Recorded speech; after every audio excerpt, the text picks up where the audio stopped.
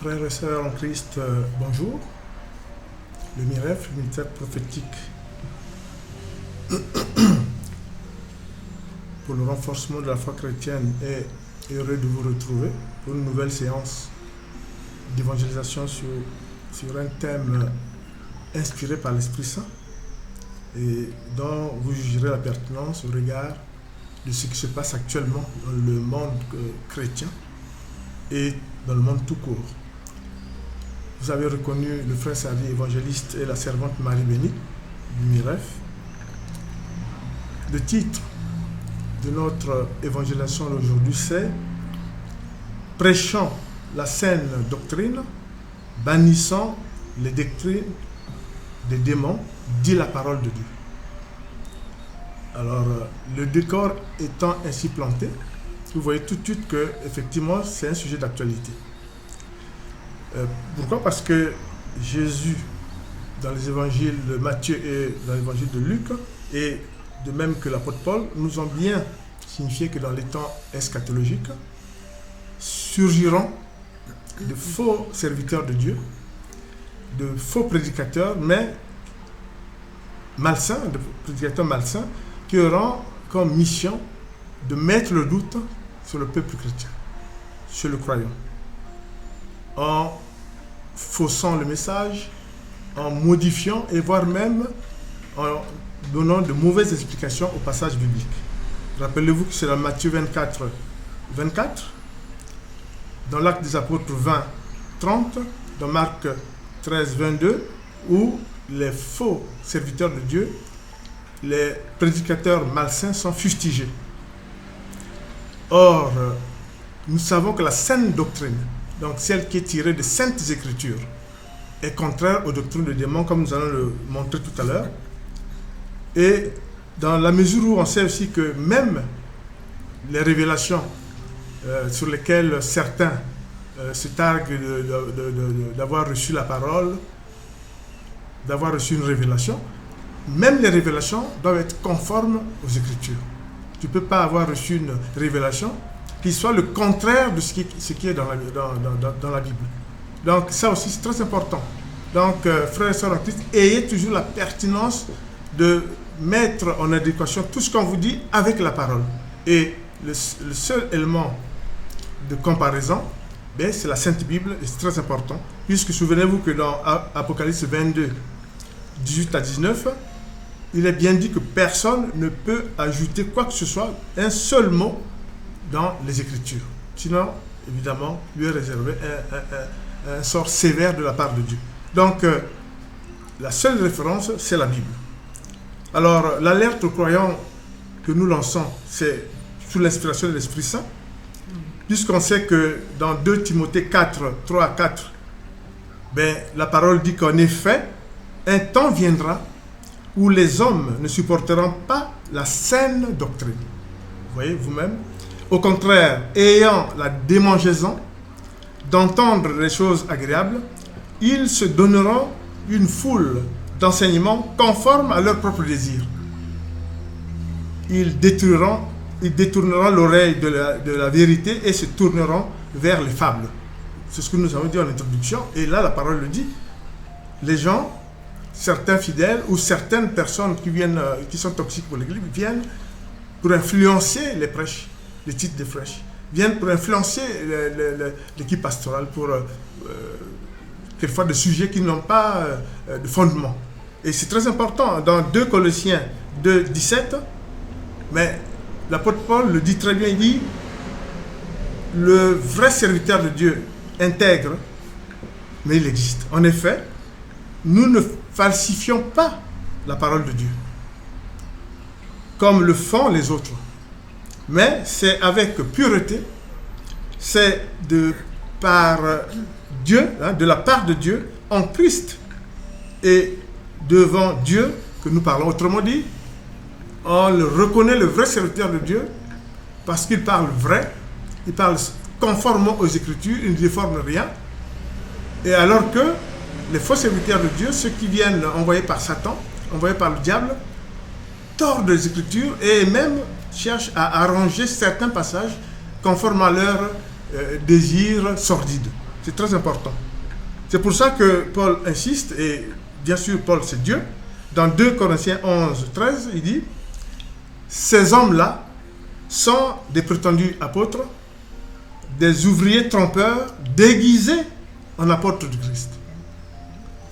Et ce n'est pas étonnant, comme dit la parole, puisque Satan lui-même se déguise en ange de lumière et parcourt le monde avec ses démons, parcourt le monde avec ses ministres pour chercher des proies. C'est très important. Il est comme un lion rugissant, disait Jésus. Donc c'est très très important. Donc,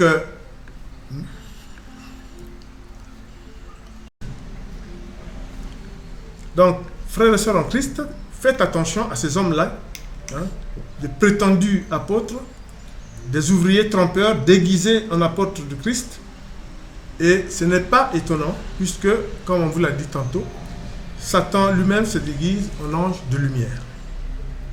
Et toujours dans Matthieu 7, 15 à 16, comme nous l'avons dit au moment où nous avons commencé cette évangélisation, on a dit qu'il faut se méfier, n'est-ce pas, de ces prétendus prophètes. Ils viennent à vous en vêtements de brebis, mais au-dedans, ce sont de loups voraces. Vous les reconnaîtrez à leurs fruits, parce que tout arbre sain donne de bons fruits, et le mauvais arbre donne de mauvais fruits, comme vous le savez. Et c'est pour ça qu'il faut avoir toujours à l'esprit des éléments bibliques de la parole de Dieu qui vous permettent de savoir qui est qui. Ça, c'est très important.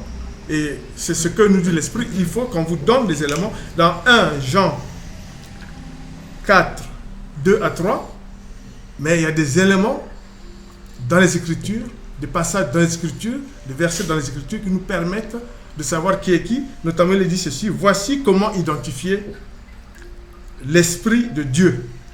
Tout esprit qui reconnaît que Jésus est le Messie, venu en homme, est de Dieu.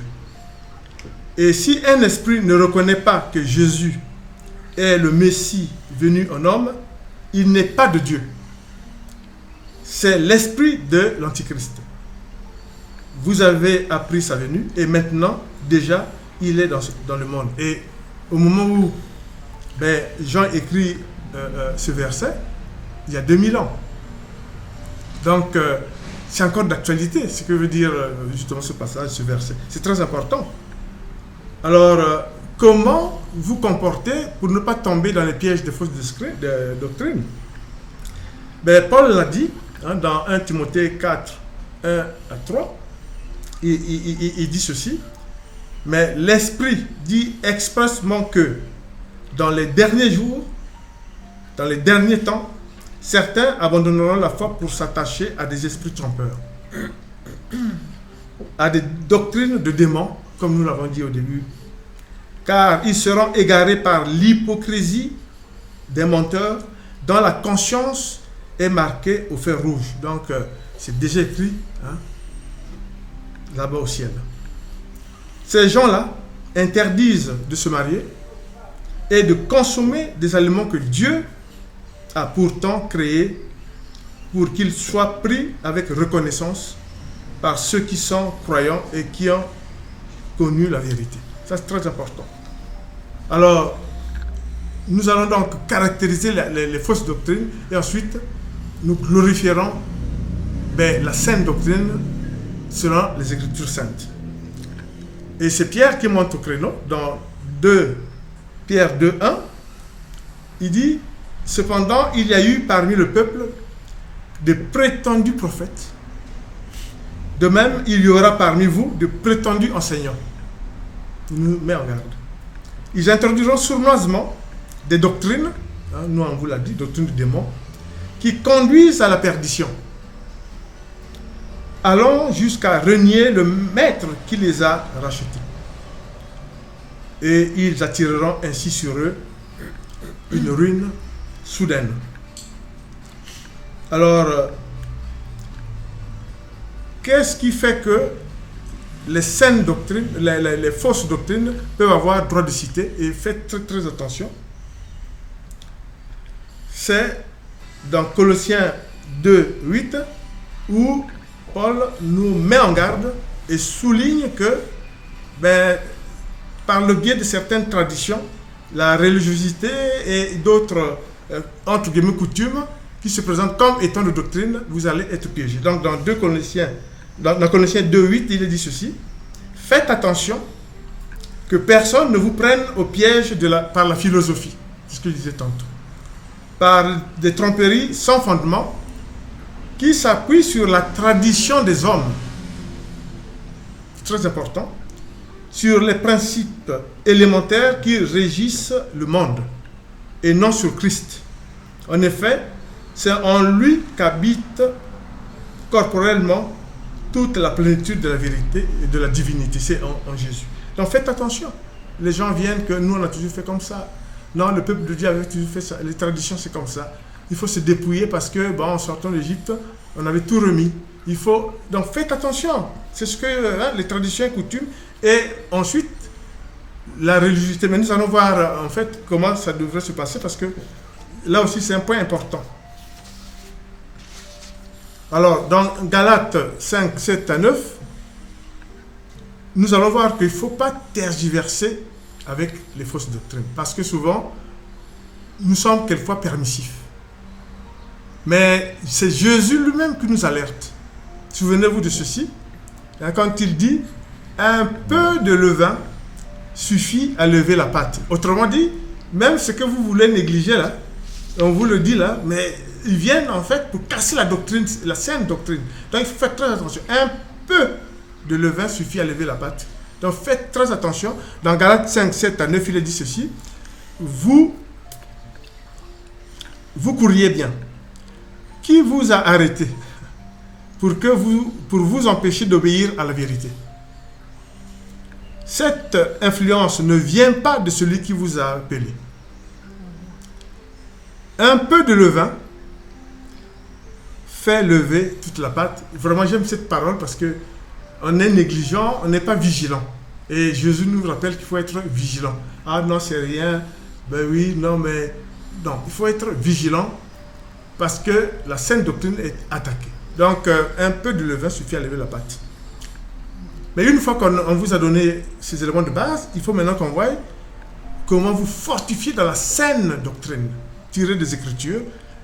Et à cela, dans Galates 1, 6 et 8, Paul montre au créneau et dit: je m'étonne que vous vous détourniez si vite de celui qui vous a appelé par la grâce de Christ pour passer à un autre évangile. Donc comment vous laissez-vous la saine doctrine, mais pour écouter les doctrines des démons? C'est ça la question qu'il pose. Mais si quelqu'un, frères et sœurs en Christ, si quelqu'un, même nous-mêmes, ou même un ange venu du ciel, vous annonçait un évangile différent de celui que nous vous avons prêché, qu'il soit maudit. Vous connaissez bien ce verset, c'est très important. Même un ange. Donc soyez vigilants, comme je vous ai dit, un peu de levain suffit à lever la pâte. Faites attention. Dans Romains 16, 17 à 18, Paul encore, franchement, monte au créneau pour nous fortifier. Faire en sorte que nous soyons vigilants dans ces temps-ci, dans ces temps eschatologiques, où les doctrines de démons veulent prendre le devant. Je vous en supplie, Romains 16, 17 à 18, frères et sœurs, méfiez-vous de ceux qui provoquent des divisions et font trébucher les autres en s'opposant à l'enseignement que vous avez reçu. Éloignez-vous d'eux, car de tels hommes ne servent pas Christ, notre Seigneur, mais servent leur propre ventre. Voilà, leurs propres intérêts. Par des paroles douces et flatteuses, ils trompent le cœur des gens simples. C'est très important. On a vu par exemple que, pour justifier quelquefois, même on dit qu'au temps de la grâce, nous allons voir tout à l'heure, il n'y a pas de dîme, il y a les offrandes, il y a les dons, mais il y a certains qui peuvent dire que selon les Écritures, oui, la dîme, c'est Jésus l'accepte, Jésus l'a préconisé, alors que nulle part Jésus l'a préconisé. Nulle part. Donc c'est pour ça que dans Romains 16 le dit. Donc, ce qui est très important, ben, il faut rester fidèle à la doctrine, rester fidèle au Christ pour que nous ayons notre récompense, comme vous le savez, la couronne de justice. Et ben, la servante va lire donc Philippiens 3, 18 à 20, pour que vous ayez en conscience quelle récompense Dieu nous donnera en restant fidèle à la sainte doctrine. Dans Philippiens 3, 16 à 20. Je lis Philippiens 3, versets 18 à 20. Je lis la parole de Dieu. Verset 18. En effet, beaucoup se conduisent en ennemis de la croix de Christ. Je vous ai souvent parlé d'eux, et je le fais maintenant encore en pleurant. Verset 19. Leur fin, c'est la perdition. Ils ont pour Dieu leur ventre. Ils mettent leur gloire dans ce qui fait leur honte. Ils ne pensent qu'aux réalités de ce monde. Verset 20. Quant à nous, notre droit de cité est dans le ciel, d'où nous attendons aussi comme Sauveur le Seigneur Jésus-Christ. Voilà. Amen. Donc vraiment, là, on vous donne tous les éléments bibliques pour vraiment rester dans la saine doctrine, reconnaître les fausses doctrines et pouvoir être vraiment, je dirais, en capacité de résister. Et dans ce même sens que Tite 1, 10 à 11 et 15 nous donne dans le même sens tous les éléments pour nous fortifier afin que nous soyons ancrés dans la saine doctrine. Il dit ceci: il y a en effet beaucoup d'hommes insoumis, des discoureurs creux et trompeurs. Je reviendrai en commentaire, surtout parmi les circoncis. Il faut leur fermer la bouche, car ils bouleversent des familles entières en enseignant ce qu'il ne faut pas pour un gain honteux. Tout est pur pour ceux qui sont purs, mais rien n'est pur pour ceux qui sont souillés et incrédules. Bien plus, leur intelligence et leur conscience sont souillées. Donc voilà, soyez dans la pureté, parce que les gens, ils viennent en disant que ça c'est écrit, en disant que selon les Écritures, ceci est prévu, en lisant de travers et en commentant de travers des versets bibliques, tout simplement pour justifier leur basse besogne. Mais le Seigneur est là, vigilant, et l'Esprit Saint, le Paraclète qui est avec les appelés, bien sûr, et avec le peuple chrétien, nous met bien sûr la puce à l'oreille pour que nous soyons résistants. C'est très important. Il y a une seule vérité pour la doctrine du Christ, c'est que dans 1 Timothée 2, 5, 6, 8, 9, vous allez voir, vraiment nous avons des bases pour vraiment résister. En effet, il y a un seul Dieu. Et il y a aussi un seul médiateur entre Dieu et les hommes, un homme, Jésus-Christ, qui s'est donné lui-même en rançon pour tous. Et ça, c'est vraiment la saine doctrine. N'écoutez rien d'autre. Je veux donc que les hommes prient en tout lieu, en élevant les mains pures, sans colère ni arrière-pensée. De même, je veux aussi que les femmes, habillées de manière décente, se parent avec pudeur et simplicité, non avec détresse, de l'or, des perles ou des toilettes somptueuses. Qu'est-ce qu'il veut dire dans 1 Timothée 2? Tout simplement, il faut être dans la doctrine. Vivre conformément à la doctrine et vous mériterez alors la récompense du Seigneur. Et ces versets que je viens de lire nous permettent effectivement de bien s'ancrer dans la, je dirais, dans la saine doctrine, parce que, comme je disais au début de cette évangélisation, nous vivons une période très difficile. Donc, vraiment, frères et sœurs en Christ, il faut vraiment faire attention. Nous vous avons déjà donné tous ces éléments pour vraiment connaître qui est qui. Comme ils disent, en fait, ils viennent en vêtements de brebis, mais en fait, c'est des loups, des rapaces qui viennent juste faire des basses besognes envoyées par le diable, par Satan. C'est très important que vous ayez tous les éléments qui vous permettent, franchement, et nous allons enchaîner là tout à l'heure, tout ce qu'ils disent là, mais nous allons vous donner tous les éléments pour contrebalancer et nous opposer par la parole de tout ce que dit le faux évangile et les faux prédicateurs. Donc c'est très important. La saine doctrine, comme vous le savez, nous enseigne aussi que nous sommes dans la nouvelle alliance. C'est l'occasion alors de vous donner des éléments d'appréciation pour vous solidifier dans ce qui est, qu'est-ce que c'était l'ancienne alliance, qu'est-ce que la nouvelle alliance, et quels sont les versets qui vous permettent vraiment de vous ancrer solidement dans la vérité. Bon, on ne va pas trop épiloguer sur l'ancienne alliance, on dirait seulement que dans Exode 24, 8, qui stigmatise l'ancienne alliance, il est dit ceci: Moïse prit le sang, donc en rapport avec l'ancienne alliance, Moïse prit le sang et en aspergea le peuple en disant: Voici le sang de l'alliance que l'Éternel a conclue avec vous sur la base de toutes ces paroles. Donc, le sang animal, avec, je dirais même, ce sang était versé, disons, annuellement, mais nous allons le voir plus tard, mais il est bien, on parle bien du sang, offrande de sang d'animal, n'est-ce pas? Et dans Hébreux 8, 7, 9 et 13, le Seigneur nous explique quelles étaient les imperfections de l'ancienne alliance. En effet, si la première alliance avait été irréprochable, ça c'est la parole, vraiment on vous la donne, il n'aurait pas été question de la remplacer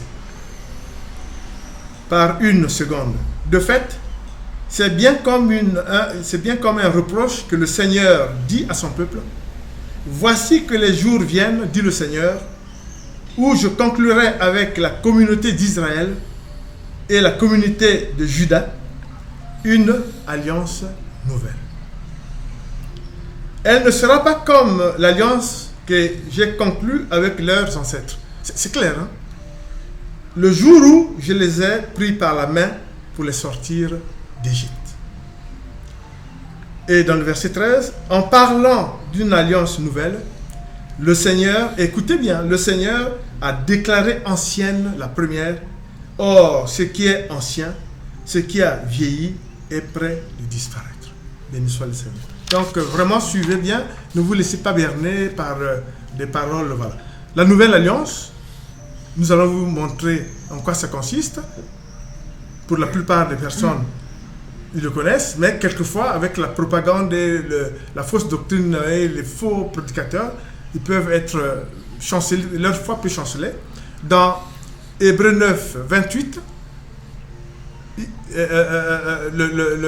je dirais, il est dit que de même, Christ s'est offert une seule fois pour porter les péchés de beaucoup d'hommes, puis il apparaîtra une seconde fois sans rapport avec le péché à ceux qui l'attendent pour leur salut.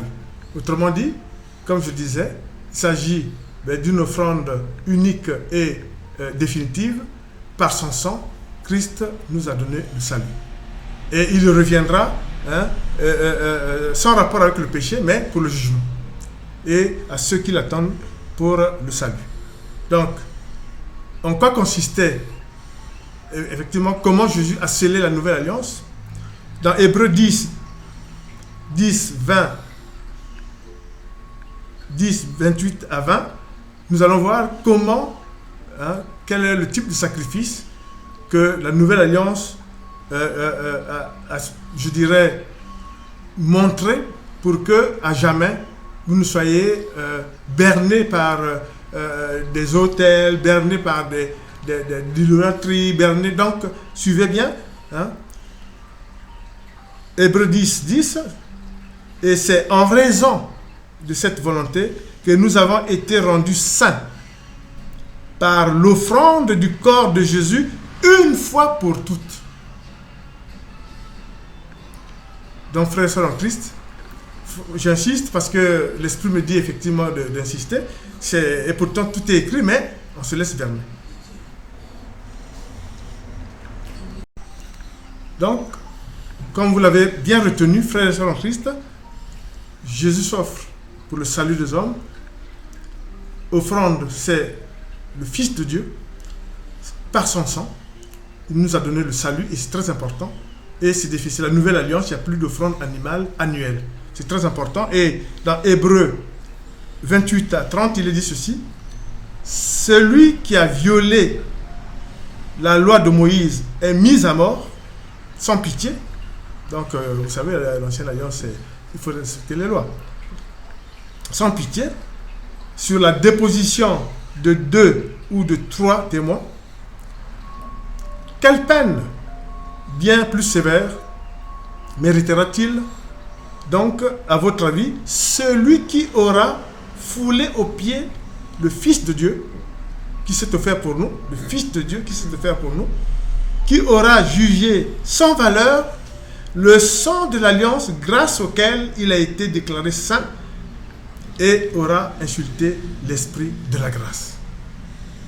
C'est vraiment, soyez fiers de la sainte doctrine, apprenez ces versets, ancrez-vous dans ces versets. N'écoutez pas des prédicateurs malsains qui viennent, parlent des autels, parlent des offrandes, parlent du fait qu'ils détiennent la parole, ils détiennent rien du tout. La parole est dans la Bible. Et nous venons de vous lire ce qui est substantiel dans la nouvelle doctrine. Dans la nouvelle doctrine, la nouvelle alliance, pardon, c'est très important. Et dans Hébreux 13, 8 à 9, Dieu nous incite à être persévérants dans la foi, bien sûr.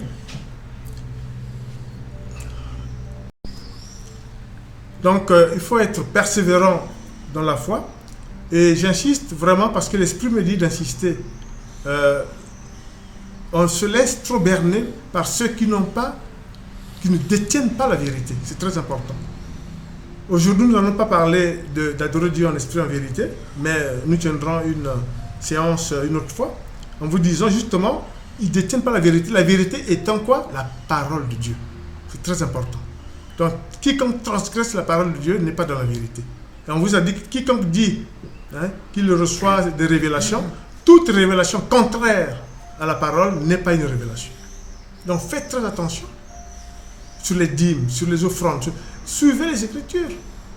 Si les Écritures, nous venons de vous le dire, mais on n'a pas voulu lire tout, c'est difficile de lire, ça prendrait 2 heures. Si la Bible dit que l'offrande, quand vous donnez votre offrande, vous devez donner en toute discrétion, une main ne doit pas savoir ce qu'il y a dans l'autre main. Mais si vous voulez que les gens qui donnent l'offrande doivent décliner leur identité, ou doivent décliner combien ils donnent, mais ce n'est pas la doctrine, c'est la fausse doctrine. Vous savez, la fausse doctrine, c'est tout ce qui n'est pas dans la Bible. Tout ce qui est contraire aux prescriptions, aux préceptes de la Bible. Voilà, c'est si simple que ça. C'est pour ça que nous ne pouvons pas lister toutes ces choses-là. Nous avons pris tout ce qui peut vraiment vous solidifier. Donc c'est très important en disant que la persévérance de la foi, Hébreux 13, 8 à 9, j'aime bien ce verset-là. Je vous assure, c'est fondamental. Écoutez bien. Jésus-Christ est le même hier, aujourd'hui et pour l'éternité. Ne vous laissez pas entraîner par toutes sortes de doctrines étrangères. C'est ce que je viens de dire. Il est bon, en effet, que le cœur soit affermi par la grâce et non par des aliments qui n'ont d'aucun profit à ceux qui s'en font une règle. Amen. J'espère que, frères et sœurs en Christ, ces éléments, on a sélectionné vraiment ce qui est fort en retenant que l'ancienne alliance n'est plus. Nous sommes dans la nouvelle alliance. Maintenant, c'est vrai qu'il y a certains préceptes de l'ancienne alliance, mais c'est pas, on dit certaines lois. Parce qu'au temps de Moïse, quand tu commettais une faute, on se référait à des lois. Donc, par exemple, on sait bien que tu ne convoiteras pas la femme de l'autre, tu ne tueras point. Ça reste. Mais nous parlons de l'alliance. L'alliance actuelle, c'est, au temps de la grâce, c'est la primauté de la foi. Et, bien sûr, du pardon. Alors, dans l'Ancienne Alliance, c'était la primauté de la crainte de Dieu, le respect de la loi de Moïse.